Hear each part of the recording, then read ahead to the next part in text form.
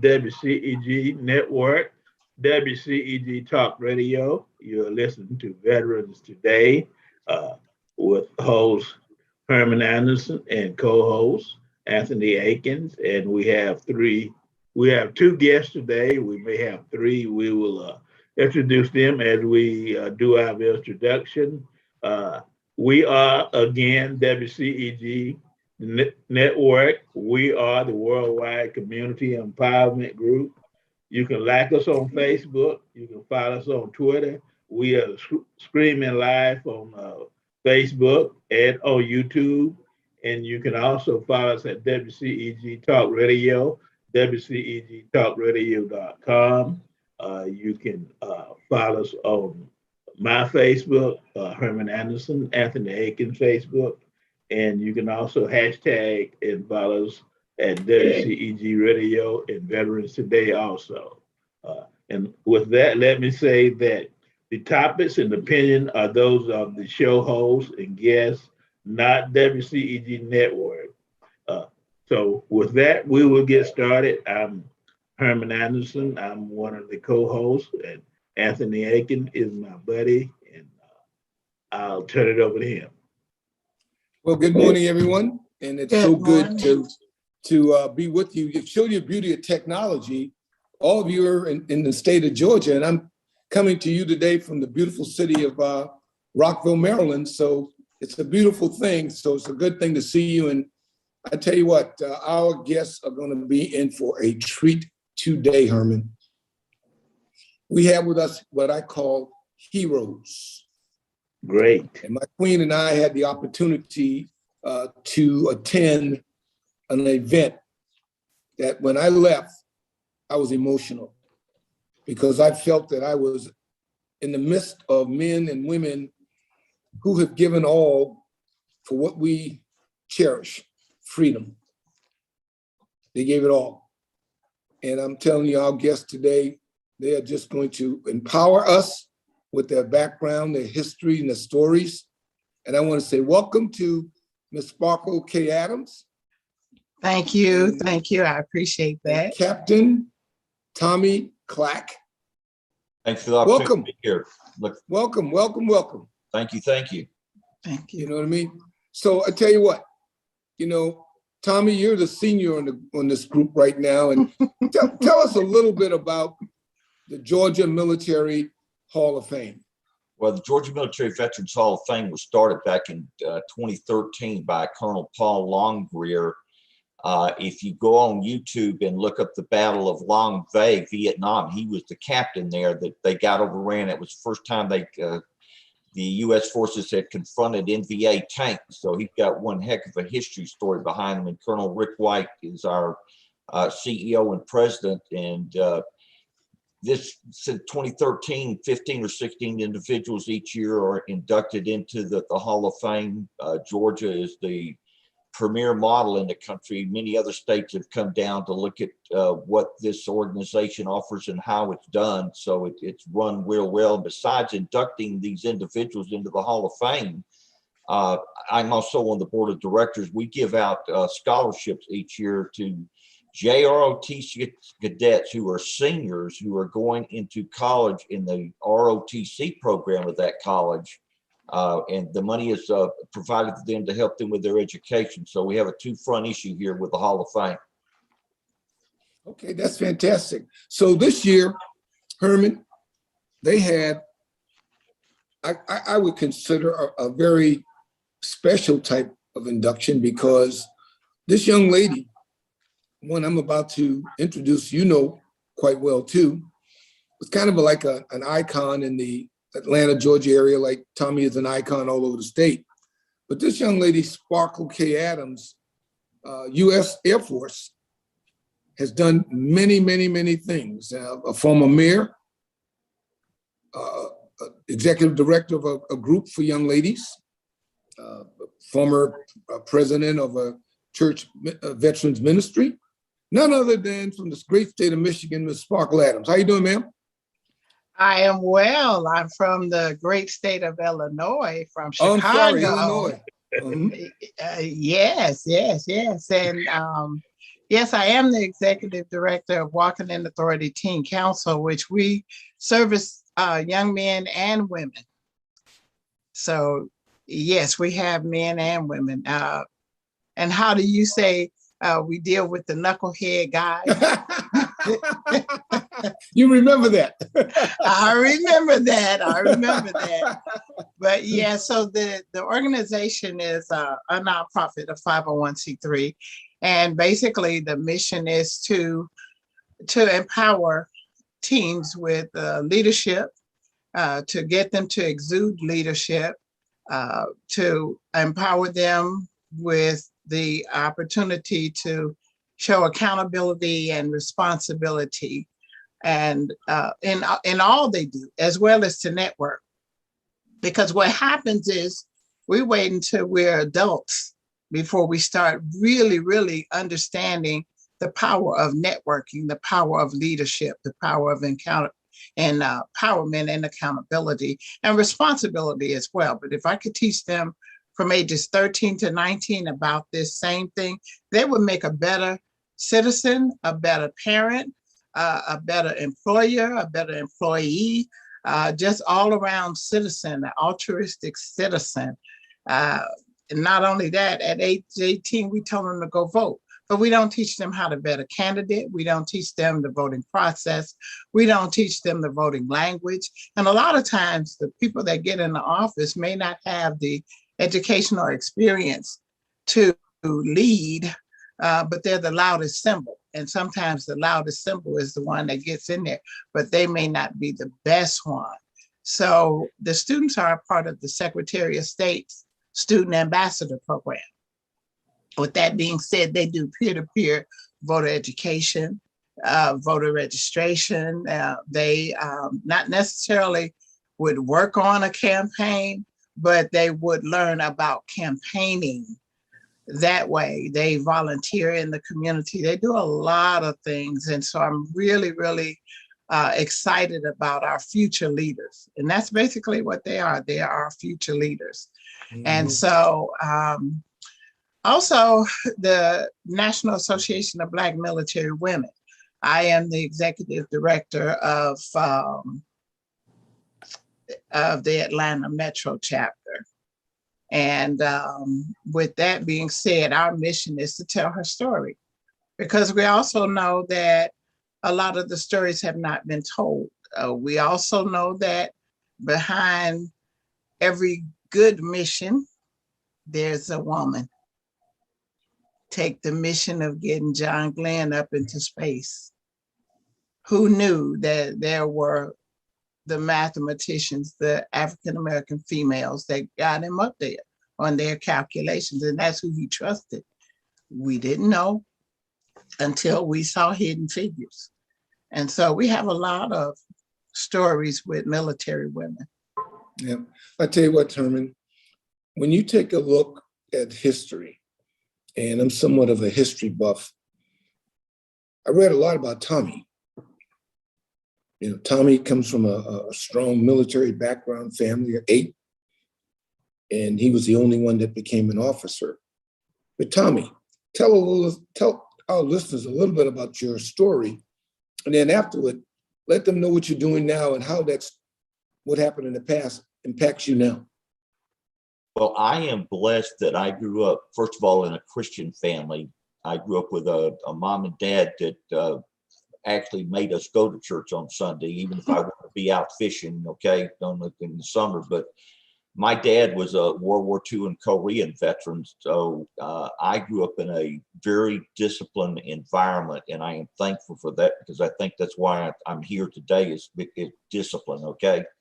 And I'm actually 8th generation Army in my family. My son is a 9th generation Army. I hope we have a 10th generation Army, be it male or female. And I think it's an honorable way to go. And that discipline that was instilled in me as I grew up, it has helped me through everything I've done in life. Mom and Dad told me that I was allowed to make mistakes because I could learn from them, but I had to own up to responsibility for my actions. So I I share with people, I don't know if people still know this. I have this little voice in the back of my head that tells me when I'm thinking about something wrong.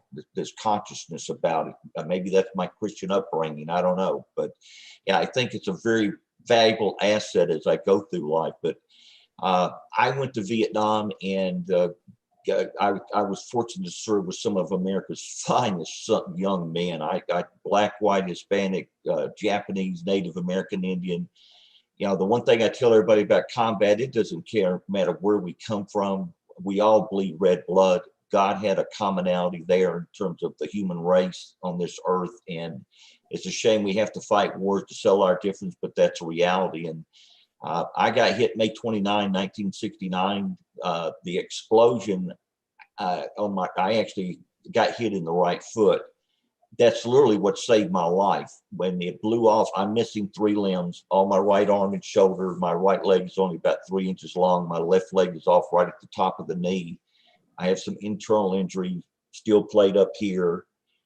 God was so good to me in that I lived through this, okay? And you can talk to the guys that were with me that day. They all prayed they hope I died. Just due to the severity of what I looked like. But I was pronounced dead when they got me back to Cu Chi, Vietnam at the 12th Attack Hospital. And a young man by the name of Dr. Julian Meigs came out of the MASH unit. Here's a line of, we didn't have body bags back then. Here's a line of ponchos with dead under it. He walks over to my poncho and lifts it up and saw something that told him I was still alive. And by the grace of God, here I am, okay? But by the grace of God, I'd be on that Vietnam Wall, panel 23, line 13. That's May 29, 69, dead for that war. So God has been good to me. I wake up every day. That's the first word out of my mouth. Thank you, God, for another day to live. I'm not the greatest Christian, but my faith in Him allows me to deal with what I have to deal with in life. And my main mission, I spent 22 months in the VA hospital going through over 33 surgeries. My main mission since then has been a full-time volunteer besides helping veterans. Not to my horn, I retired in 2014 with 47 years of military and employment in the veteran sector, federal VA and State Department of Veterans Service, helping veterans learn what they're entitled to and help them obtain what they have earned, okay? And the VA is in the business of finding a way to say no and minimize what they do. We service officers in the business finding a way to maximize and say yes. But that's how I met Sparkle, is through my volunteer efforts. And I am blessed that this young lady has come into my life, because I actually share what she has accomplished with a lot of people. When you think about the time that she puts in to be a leader for all these young people, and they are our future leaders, okay? And if we don't, as adults, don't interact with them, they're not going to be the leaders that this country needs, no matter where they come from. So I'm still blessed. Sparkle I met when I was president of Walker Heroes Memorial in Conyers, $2.8 million memorial. A lot of good was done there. I now volunteer with the Hall of Fame and an organization called Children Without Beds. We actually have in Metro Atlanta people with no beds in their house. And this organization, I asked them if I could volunteer with it, because it bothers me that we've got people in America sleeping on the floor in their homes or wherever. So that we've all got something to do. You know, Anthony and Herman and, you know, Sparkle and all of us, we're all part of a team. We just need to interact with each other. And I think that's what you're providing here. You know, we're going to hit people. If I could pass on one message to anybody, faith in God and get out and volunteer in your community. It is you and I as human beings that make the difference. It ain't federal dollars or state dollars. It's what we do as people. So that's where we are. Yes.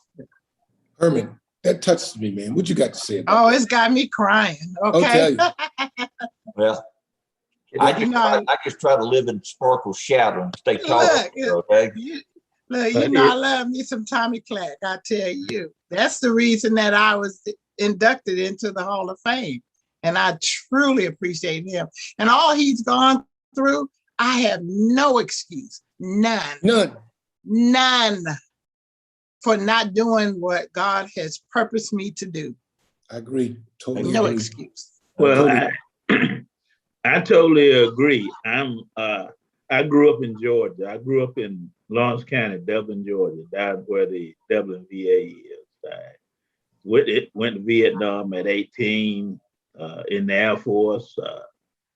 Survived and got back and worked for AT&T for a long time.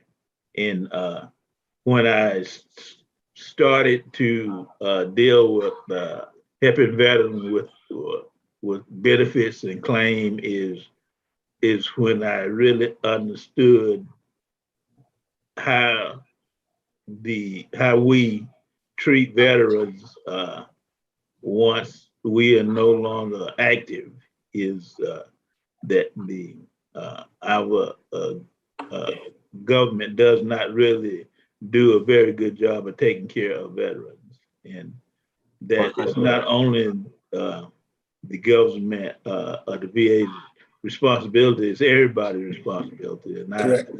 And I totally agree with Sparkle. It's we need to start at a young age of building what accountability, what responsibility is, and relationship building is it's sort of like it's still under the rug. People don't talk about it. People don't understand it, and a lot of people think because they got your number in their cell, they got a relationship with you, but they really don't. So No, they don't. No, they don't. so Well, you know, I'm sorry. go ahead. You know, it's very interesting because we're all very passionate about having had the opportunity to serve and what they call a volunteer service. But when you start to take a look at the statistics, we have 220 plus million people in the United States, but yet our United States forces account for less than 1%. That's 1% protecting the masses. I can recall back when I was in school in the ROTC program, being in Vietnam or planning to go to Vietnam, you were spit on, cussed out, called names, etc. While all the folks back here were doing their thing, we had men and women losing their lives. And to come back home and not to be respected. That irritates me to all end. I'm just very, very passionate about having the opportunity to serve like all of you. And even, you know, being a battalion commander, I was responsible for families. Yep. Not just a soldier, but the entire family. I never wanted to make that phone call or to go to someone's home to tell them about their loved one being gone, trying to save our nation. I was very passionate about making sure that they come home, in addition to me. Even when I was in Bosnia and all those other places, around a lot of people that had lost their lives. So that's why, Herman, when I was at that Hall of Fame banquet, as Colonel White called it, it was an emotional charge. If you didn't leave there all hyped up, listening to the stories of these individuals, men and women, something's wrong with you. I mean, there's just something innately incorrect in your knucklehead. Something's wrong. Well, let me suggest that while you're talking about that, not to interrupt on you, but go to the halloffame.org website and read those 147 citations. Sparkle is there along with the other 146, and look at what they have accomplished, black, white, male, female, in their lives in service to this country. Okay. And you know, one of the things that Anthony, I admire about you and Sparkle, you made the military a chosen profession and retired from it. That was my goal also. My dad retired for 25 years. I think that if I could impress upon young people in this country, besides starting out with scouting or programs like Sparkle runs, go in the military to learn how to be disciplined, interact with human beings, a trade. I share with people, I think you and I, the four of us, are better human beings for having served. And those of us that had opportunity to see death up front, we are better Christians in terms of life and death. And so Absolutely. the military has a tremendous impact on all four of our lives and everybody else's lives. So thank you three for all that y'all have done. Okay. Yeah. Okay. Thank let me- you. Let me do one thing, then I got a question for all of us. I want to announce today that my organization, Veteran Helping Veterans, we're giving out food boxes today, 250 food boxes for Thanksgiving. And the location is VF Post 6630. That's located 7032 Veteran Parkway off Highway 1941 in Jonesboro. And the zip is 30236. That's food boxes today. And from time, the 12 is from 12, the time is 12 to 1, so it's going on now. And if you would like to go, if you like basketball, the VA is giving out free tickets to 100 fans tonight to the G League basketball game, which is in College Park. And that's being done by Dr. Cooper at the VA. And the way to contact the system for the tickets is VHAATGCDCE@va.gov. Let me go give that out again. VHAATGCDCE@va.gov. And if you're interested in basketball, those are two opportunities that are taking place today. Well, Herman, you know what? That's good news, because if anyone's going down to Jonesboro or whatever, they're going to have to pass over the Sparkle K. Adams Bridge. Yes. We're talking about a young lady that's not only impressed the Georgia Veterans Military Hall of Fame, but also has done so much in the state and in the city that, the government chose smart wisdom to name a bridge after her. So if you are going down 75 South in Atlanta, you're going to pass under the Sparkle K. Adams Bridge. And to me, that's just iconic. That just goes to show you. Say that again, Tommy. I said, I didn't know that about Sparkle. That's awesome. Oh yeah. You didn't? You did not. It's a Sparkle K. Adams Bridge. You can see it on the 75 North, 75 South. Come in and going, Tommy. Exit 237. See what I'm talking about? Exit 237. It was a resolution in 2019 That's that awesome. was given to me. Thank you. Yeah, so there's so many great things. I had the privilege of being the president for 6 years at Ben Hill United Methodist Church Veterans Ministry. And one of my biggest supporters during that time frame was Ms. Adams. And when my term came to end, she followed and took it to another level. So I always salute her.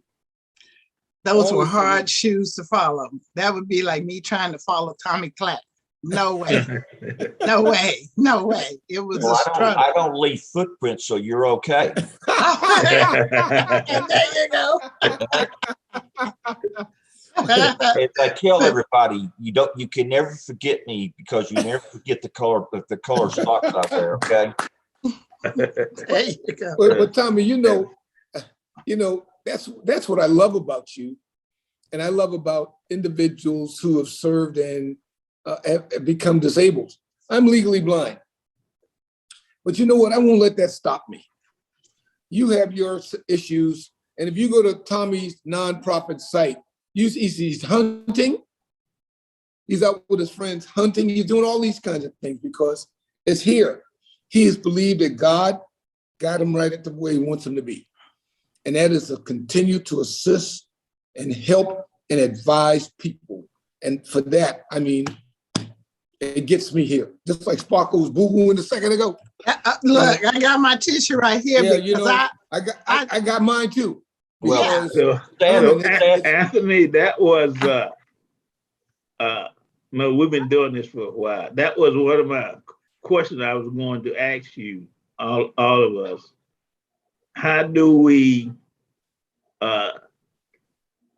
encourage and get more people involved doing what we do as veterans. Number one, that's number two. The first one is how do we get more young people involved? So, well, that's the thing I say right then and there. You know, it's we veterans that take care of fellow veterans. Society does not do that for our population. What concerns me is this younger generation, and maybe we were that way when we came home. I don't remember being that way, but we came home and we just out of the military and just wanted to get on with our lives. Somewhere down the road, we need to tap into the young men and women that are getting out of the military with this discipline and tell them, I mean, literally tell them, you owe society above and beyond your commitment to the oath you took to this country, and nobody relieves you from that oath. So we still need you to support this country, you know, and I think we're missing that boat. You know, I think we are too. My generation, you know, Adam, my son, is, you know, had 9 combat tours in Iraq and Afghanistan as one of our Rangers, and he's still doing government work. And he tells me, Dad, I hate to say this, Dad, I don't have time to be a volunteer. And I'm saying, if you want to be a volunteer, you will find the time. You went to Eagle Scouts, you got, you know, you've got all this expertise. We need you. And I think I'm winning that battle right now. Okay. But I think y'all know more than I do about how do we tap into that? Herman, you hit it on the head. How do we get more people involved? Well, I can speak if you all don't mind. One of the things that we do is we tap into the junior ROTC students in school, and we talk to them and we let them know that we're here for you. We can also tap into the recruiters. We can tap into the bases that are around. But what we have to do is to deal with our challenges first. And when I say our challenges, I know a lot of us are dealing with PTSD. We're dealing with things that happened in the military that had turned us off, for lack of better words. And we have to tell our story. Now, our story is not necessarily those things that happen negatively to us. We have a greater story to tell. That's not our story. Our story is the great things that we're doing, the skills we've attained, how we can turn those military skills into civilian sector skills, and how we can take that and reach out and, like you say, volunteer. We have a lot of veterans that are only sitting at home and that are disgruntled, and they have not dealt mentally with the things that happened to them. They've not seeked out the help they need, the mental help mentally as well as physically. A lot of them that have been turned down by the VA or turned away by the VA, they don't want to go through it. But we as veterans, helping veterans, see that play on word, Anderson, you got that? Yes, I did. We need to continue being on that grind and convince people to, one, get help and not to be ashamed. Because, you know, when we were in the military, we were told, suck it up, pull yourselves up by your bootstrap, you know, get over it. Not to increase the safety ratings if you hurt yourself, you know, or bring it, you know, bring those ratings down. And so we held a lot in and we didn't deal with it. But that was then, and this is now. We have better resources now. And so we cannot go around and make the young folks believe that the military was awful. It was not awful. Some things that happened to us was awful, but that's not your story.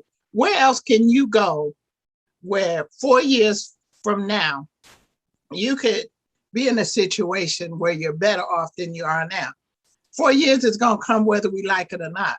So I would rather be in a place that paid my rent, light, gas, and all the rest of the bills, that housed me, fed me, clothed me. I've been allowed to travel. I've been allowed to get educated. where after 4 years can I go? Where in 4 years can I go to get those type of benefits? Correct. Yeah. Yeah, you know what? As a 20-year-old, and all of us were there at one time, at Fort Benning, as Tommy indicated earlier, didn't matter if you're white, black, green, yellow, orange. We're all going to Fort Benning to start our training. And I looked at it at that time frame as a new opportunity for something that I'd never been involved with before in my life.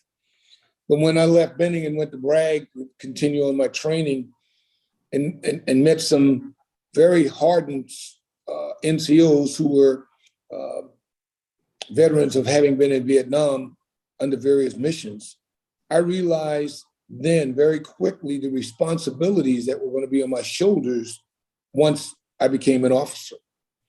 And I recall one of my NCOs, William B. McDavid, I'll never forget him. He said, "Sir, if you would just listen to the experiences those have incurred before you, you will be fine." I learned very quickly that if you're not working together as a cohort unit to understand the rules of engagements, the operational orders and all that, but it all involves people. This is just a piece of paper. But behind that paper is people. And that's the beauty of the military and the beauty of us being here today. We've all had those experiences of dealing with people. And that's what I consider you folks, the heroes that have given so much of yourself. And she rose. Say again? And she rose. And she rose. For the price that you paid. The price that you paid. And I'm sure Herman feels the same way. Well, I totally agree. And also there's a piece that is that I want to put out there also is because dealing with when you are a veteran, you're disabled, I'm disabled, and you dealing with the VA system, that is a challenge. And we need to just state that the system need to be improved. It need to become more veteran friendly, like using the word as use this. We are people. Veterans are people, and they're there to take care of the customers who are the veterans. And the process that you deal with when you are dealing with your disabilities is not veteran friendly. So No. that's, in my book, that's a challenge. Yeah. You know, we talk about Tommy and Sparkle, just to let you know, on this show, and we have a very, very, very large audience base. When we talk real news and real stuff, if the VA is not doing their job, we're one of the first ones to let our listeners know. A VA is rated from 1 being the worst, 5 being the best. And for years, Atlanta VA on Claremont Avenue has been rated number 1. They have had a musical chair of directors. Why? Why not bring in competence? We can go back to all of these different places, Phoenix, Baltimore, San Francisco, Seattle, you know, all these places where corruption has taken place, veterans' records have been hidden, thrown in the trash can, put in boxes in the closet and forgotten. Why? Because a system was not designed to get rid of incompetence. That's why I say again. Anthony, number one, what has happened since the 1990s is directors of VA no longer have to be veterans. They're medical professionals. So we've got leadership that doesn't know what we four went through. Absolutely. And absolutely, that should be one change to understand reality of what veterans need. The other thing is, I said earlier, the VA is in the business of finding a way to say no and minimize what they do. They won't admit that, but that's why they fought the Blue Water Navy and all these other issues that they don't want compounded on them. You know, the Air Force in Thailand is the same thing as the Blue Water Navy. They were experienced Agent Orange during Vietnam, and the VA's fighting that. So it's up to, and I tell every veteran, no matter what you've got to do, you stay the course. Absolutely. Stay the course. The VA Absolutely. wants you to go away and be defeated. Don't let. I'm gonna share with you right now. My son got out in 2012 with 10 years of military as one of our Rangers. He filed his VA claim. It just got rated 2 weeks ago. Wow. 2 weeks Wow. ago. Wow.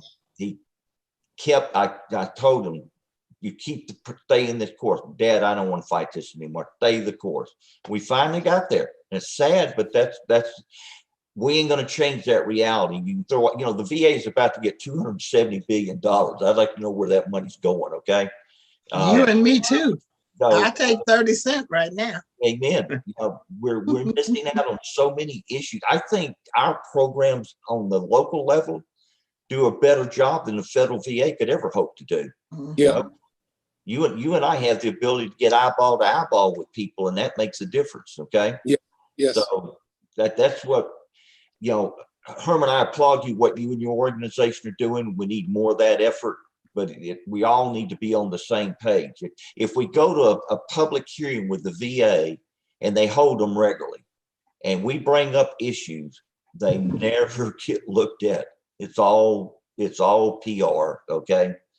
So, but we can say that, but understand the VA does solve a lot of issues. They do help a lot of veterans. They do a lot of good, except there should never be one negative ever. Yeah. I think also what happens is you have some people that are working for the VA that really, really take their jobs to heart, but they end up facing red tape from above. They don't set policy. They're just the workers right there. Right. And I've encountered several of them who have really had meltdowns because they want to do more for the veteran and they're not able to. Amen. Because of a boss saying this or, just something that's holding them back. Either they've gotten transferred, gotten a bad rating for going above and beyond. And there's a young lady that comes to mind right now, and she really, really had a breakdown, basically because she could not help the veteran as extensively as she knew she could. But I was going to also say, Herman, when you asked about the young people, I have that I know of about 5 or 6 of my former teen council members who are serving in the military now.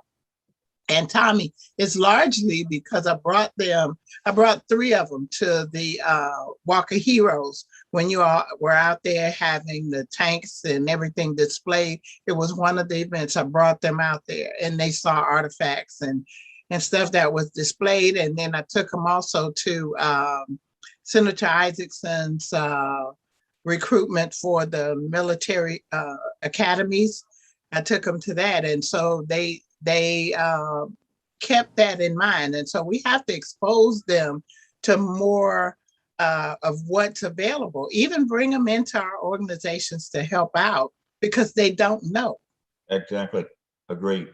Well, see, one of the things that's changed in our lifetime, you may remember that back in the second Saturday of May was Armed Forces Day.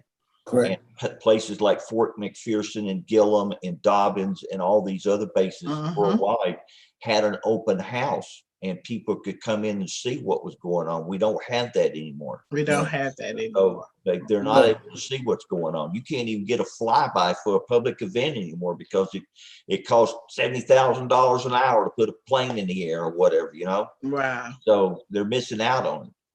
But what's going to happen to society when we, the young generation, and we are young, is no longer available to assist all these others? Okay. Well, we got to train people to take our place. Yeah. Well, I'm also a member of the Atlanta chapter of Tuskegee Airmen. And so we have an aviation program and a youth program. The aviation program is a summer program every year. We take a week and just do a lot of exposing young folks to the field of aviation. And then that's one thing. And then they become honorary members and they could come out and come to the meetings and learn about not only the Tuskegee Airmen, but giving back. And I'm also now Chairman Turner, Clayton County Chairman, put me on the Veterans Advisory Board. And so now I'm the chairperson of that for the county. And so my goal is to bring in all of the veteran organizations operating in the county and help undergird their efforts, because what's happening is we're dying out and we're not bringing in that youth that we need to continue moving forward with the organizations. The VFW just closed their office or their building. They had a whole building in Lake City. And that's because they have those leaders that were dying out and they have nobody to come in there and help out. We all have about the same mission, but we're operating in silos, and that just, it cannot happen. Yeah, It just we have to continue some way to uplift veterans and the services and stuff that they've done to make the young, well, to inform the youth. Yeah, we have the beautiful cliquish type commercials about join the Army, the Marines, something like that. But it all comes down to people. It's still going to come down to that people relationship, and for us to continue to get out into the community as much as we can to empower them about the services. I don't care if it's Air Force, Army, Marine, Coast Guard, either one of them, doesn't matter. Because once you're doing that uniform and you go out, you're there for a reason, and that's to protect our borders, to help keep our freedom, and hopefully bring in new blood to keep that going. Because again, only 1% of this entire nation is protected by the military. Just 1% that provides that service. And it's just, to me, mind-boggling. It's just mind-boggling. It is. And I think the conversation that we have now points out that we have to approach the empowering the community and getting veterans to get their benefits and understand their entitlements. It's not just one lane or one silo. It comes with people are in different situations and different at different times in their lives. But I've been to veteran organization meetings, and the purpose of the meeting were to discuss one item, but most of the people that wanted to talk about not getting their benefits and how do I file a claim. So those of us that are dealing with the veterans and dealing with the community, that's a lesson to us. You have to listen to the veterans' needs and their priorities as we go through dealing with this situation. Well, I tell you what, since the two of you here, can you tell the listeners, Tommy, since you're on the board and everything like that, what are some of the things that you're looking for in regards to those heroes to become Sheroes. And Sheroes, I'm sorry there, Ms. Adams, but what are some of the things that you look for in regards to that particular Shero hero to become a member of the Hall of Fame? Well, first of all, those of us that are on the board of directors are not the judges. And I've been honored since the founding in 2013. God has blessed me to nominate individuals every year, and they get selected. And Sparkle was my entry this year, and long overdue. But there are three categories in terms of the Hall of Fame. One is valor. The Medal of Honor recipients, the nation's highest medal for bravery, Georgia has 23 of those, are eventually going to end in there. One is brought in every year. And then the other part of valor are those Distinguished Service Cross, Silver Stars, Bronze Stars, V Device, any valor award. The other one is achievement while in military service. And that's somebody like an individual that we just had one, an Air Force guy that was one of the astronauts that lives here in Georgia that just got inducted, and they make a 4-star general, or they do something really spectacular during their career. And then the other one is service, and every veteran has the ability to be nominated for service. Sparkles was service in terms of what she's accomplished since she got out of the military. And, you know, we look at you, Anthony, and you, Herman, and you've done all these things. Yes, you need to be nominated. Now, everybody doesn't get selected. Only 15 are selected every year. So there's those individuals that aren't selected are rolled over for the selection process the next year, and are in that process for a total of 3 years. The judges, I don't know who the judges are. We know that there's 9 of them. They don't know each other. They don't meet. It's all done electronically. It's primarily the cover sheet that goes with the application in terms of how it's written up, summing the whole career. So yeah, but every veteran out there that provides a service has the ability to be nominated. So I encourage people to go online and print out the application and get people submitted. If somebody doesn't nominate them, we don't know who they are. And there's a lot of heroes and sheroes out there we know exist. We just got to get people to nominate them. Very good, very good. I know we've had some unbelievable veterans and individuals on our show just to share their stories and things that they've done like you have. And it's just good to know that there's an organization. You said earlier, Tommy, something that was striking, that there are many other states trying to emulate what's being done here in Georgia. Yes, and so we're blessed with that, but we pride ourselves on doing it right. Okay, it's like the selection process. None of us have input into it. The judges determine that, and so it's a very valid system. But the one thing too is, all 4 of us will agree, we don't go around and talk about our service unless somebody asks us. We don't share what we dealt with, you know. And there's a need out there for. I share with everybody. You can go on the internet, National Archives, and go to the Veterans History Project and print that out, and every veteran can fill that out and send it back to the archives free of charge with their picture, and they're loaded into the National Archives database as an honorably serving veteran. You know, and then here in Georgia, we've got Witness to War. Spark, you may remember one of the guys I run around with, Tom Carter, Marine, Vietnam, combat wounded.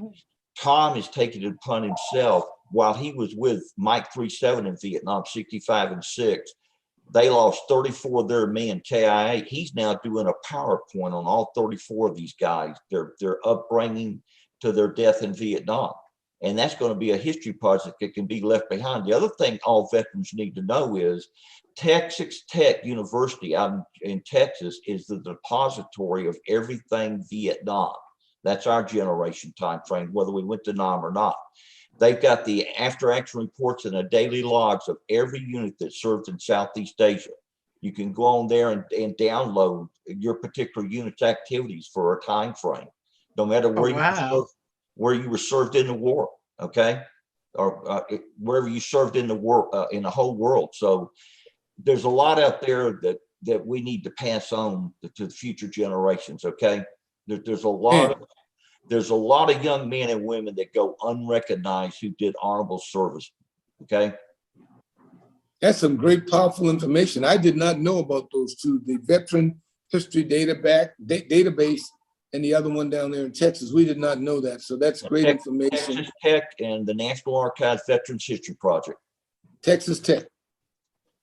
Yeah, that is great information, because there's a lot of, like say, a lot of us veterans don't talk about themselves, and there's a lot of veterans that no one has no idea what they have accomplished and what their skills are.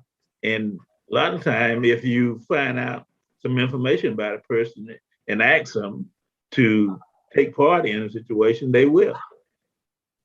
So, Okay. Tommy, I'm sorry. Can you tell us a little bit about what your organization is doing right now?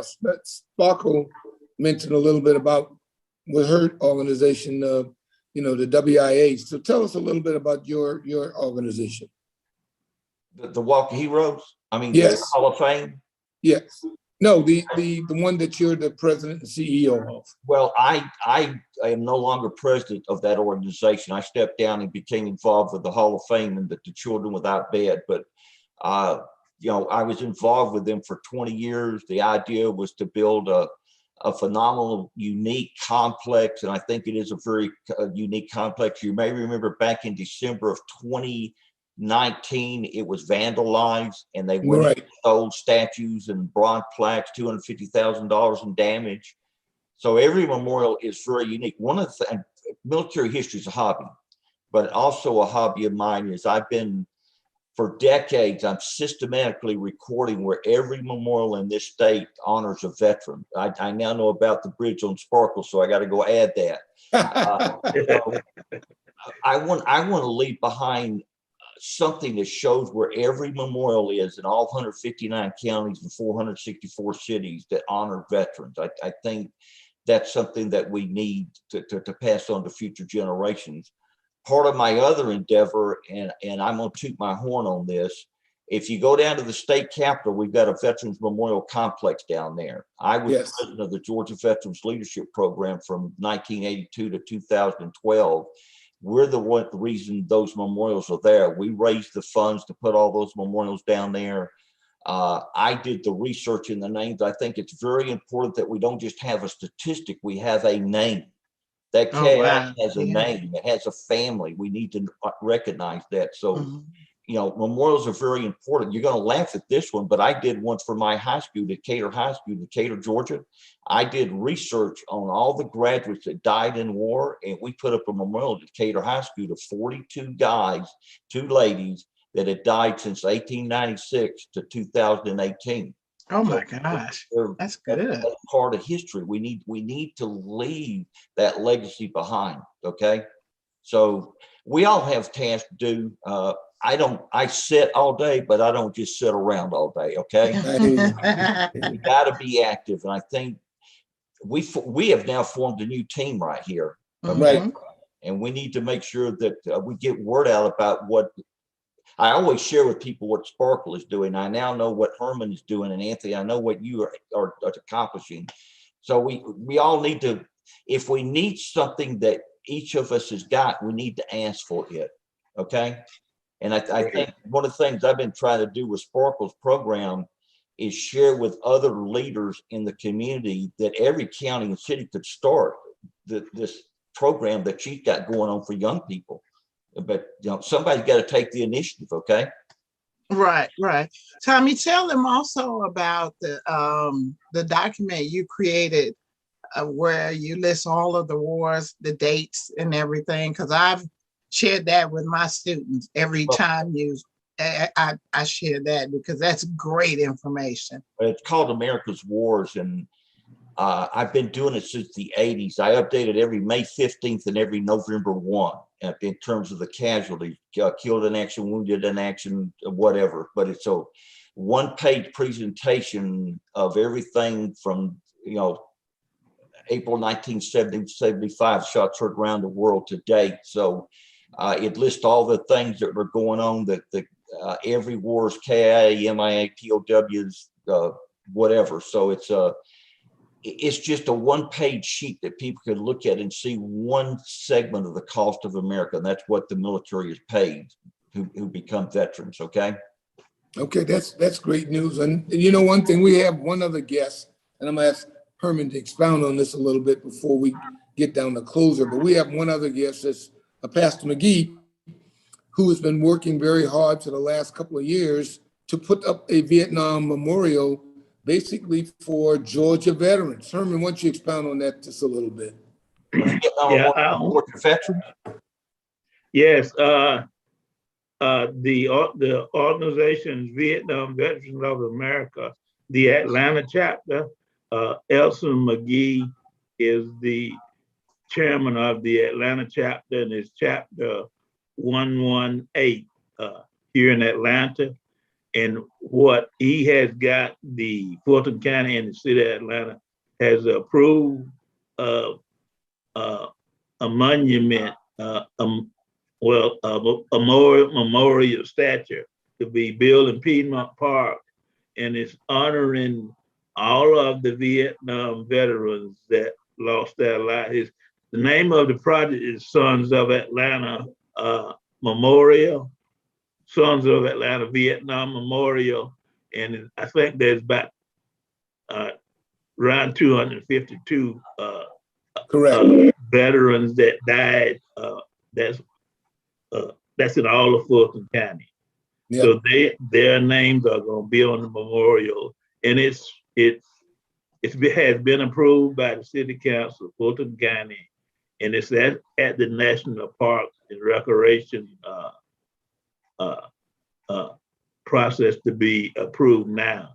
And the actual site itself has been provided to the chapter, the Vietnam Veteran Chapter, and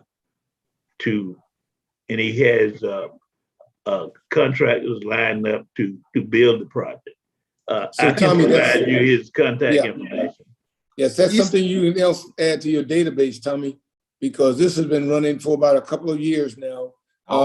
Sparkle Adam knows him. He's been involved with a lot of different programs throughout the city and the county. He's a Vietnam veteran. He's a local Atlanta person. So he's very passionate about it, just like all of us are passionate about having served in the military and recognizing it. So I know we're about to come to a close, but before we get into that, you just don't know what your being with us today has done. This will be on YouTube immediately after the show, on Facebook, so you can spread the word to all of your, associates around the country and around the world, because people need to know about you and what you've done and the things that you're doing. And we always give a shout out to our leader, Anthony. Yep. Anthony and I have been doing this for a little while now, and we got some listeners that listen for us to give out a few numbers, and one of them is the crisis line. That's right. That's 1-800-273-8255. 1-800-273-8255. The domestic violence hotline is 1-800-787-3224. The national sexual assault hotline is 1-800-656-4673. Again, 1-800-656-4673. And the national homeless hotline is 1-877-424-3838. Those are the numbers. And also, those of you, if you need a copy of your DD Form 214, there are several ways. I don't have the number in front of me, but if all of the states, Georgia Department of Veteran Services, you're able to get them there. And you're also able to go to va.gov and request a copy of your DD Form 214. Good information, Herman. Before we close, Sparkle or Tommy, do you have any other comments that you like our listeners to know about? Well, let me say this, because you all mentioned Sons of Veterans and the heroes. I want you all to kind of remember to put the women in there, because there have been a lot of women who sacrificed, but all you hear about is the guys. There were 8 women who lost their lives in Vietnam, and they're on the Vietnam Wall. 8 women, and you don't hear about that. So these were nurses who stayed with, those that were casualties, and they lost their lives. They sacrificed. Let me say, touch upon that line. If you go down to the Capitol and look at the Vietnam Memorial we put up in 1982, it was the first statue in America to have a female in it. It's got a female nurse in it, okay? I agree. Yeah. I've seen it. I've seen it. Well, Thank you for again, the opportunity. Appreciate yeah, that. I just wanted to Thank say that all of this comes from a dream of Ms. Penny Rogers. Like Herman said, we've been doing this now for 6 years, but none of this would be possible today without the great technical support of another person, Ms. Vivian Greer, who's our tech person. She keeps us in line. She slaps us around, a bunch of knuckleheads. So she keeps us She's in a order. veteran. She's a veteran also. She's also a veteran, so we give a shout out to her and a shout out to the vision of Penny Rogers. But more importantly, our show is because of people like you. And It's because of people like you, and we appreciate you. we are out of time, so thank you guys for participating. You are now part of the team, so we will keep communication moving and stay in touch. And to everyone out there, have a good weekend from Veterans Today. Thank you. Thank you very much, and see you next time. Take care.